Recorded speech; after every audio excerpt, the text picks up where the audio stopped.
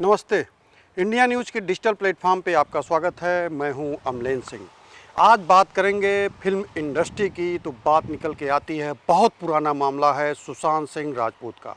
आप कहेंगे इतना पुराना मामला आज फिर कहां से उजागर होता है, लेकिन ये मामला लगातार इसलिए चल रहा है क्योंकि जांच दर जांच और उसमें उलझते हुए टुकड़े, चाहे वो ठाकरे ख़ानदान का हो, चाहे ठाकरे ख़ानदान से बाहर निकल कर देखें तो सुशांत सिंह राजपूत के एक मैनेजर हुआ करती थी दिशा।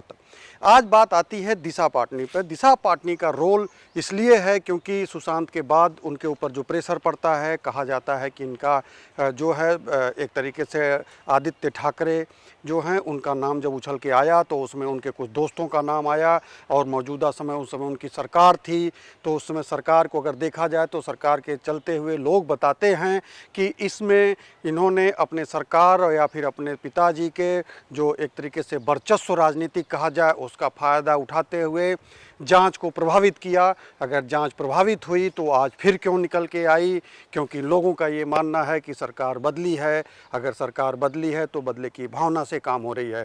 तो यहाँ हम अगर आदित्य ठाकरे की बात ना करके बात मामला आए तो दिशा तक सीमित है। दिशा के जो एक टोटली एक तरीके से आत्महत्या का व्यू आता है, उस आत्महत्या के व्यू में उसे किसने उकसाया या फिर उसे इस तरीके से मजबूर क्यों किया गया। क्या जांच जो है सुशांत सिंह राजपूत के पैसे की लेन देन का हर एक हिसाब रखती थी दिशा?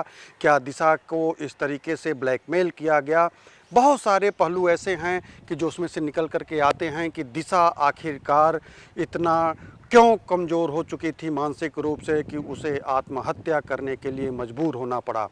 मामला सिर्फ आत्महत्या तक ही नहीं जाती है, इसमें जो किरदार आते हैं आत्महत्या के लिए उसमें कई लोगों का नाम आना तय था, इसलिए क्योंकि लगातार फ़ोन कॉल्स और लगातार डिटेल जो थी वो भी जो निकल के आ रही थी, उसमें नेताओं के बच्चे और उसमें बिजनेसमैन से लेकर के बहुत ऐसे जो है उनके बच्चे शामिल होते थे, क्योंकि ये ग्लैमर की दुनिया है। ग्लैमर की दुनिया में अगर देखा जाए तो कौन शामिल होता है? युवा बच्चे जो हैं, चाहे वो फिल्म इंडस्ट्री के युवा बच्चे हों, चाहे वो राजनीति के घराने के जो उनके बच्चे होते हैं वो हों, सबको ग्लैमर पसंद है। तो इस ग्लैमर में जितने इन्वॉल्व हुए वो धीरे धीरे इस चकाचौंध की दुनिया में घुसते गए और उनको यह नहीं एहसास हुआ कि वो कौन सी गलती कर रहे हैं, इसका नतीजा क्या होगा।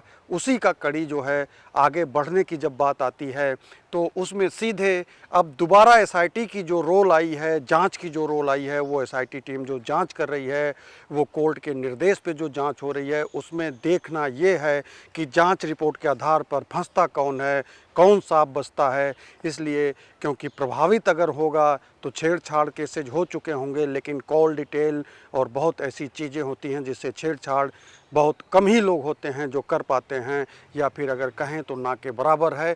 क्योंकि फॉरेंसिक टीमें जो उस समय उठाई थी आत्महत्या के बाद के सबूत, वहाँ के जो गवाह थे वो, प्लस उसके बाद कॉल डिटेल की रिपोर्ट, किससे दिशा से बात होती थी, सुशांत के मरने के बाद क्या सिचुएशन हुआ, पैसे का लेन देन कहाँ गया, वो जितने सुशांत के पैसे थे उनके परिवार वालों को भी नहीं पता था कि सुशांत के पास पैसे हैं कितने।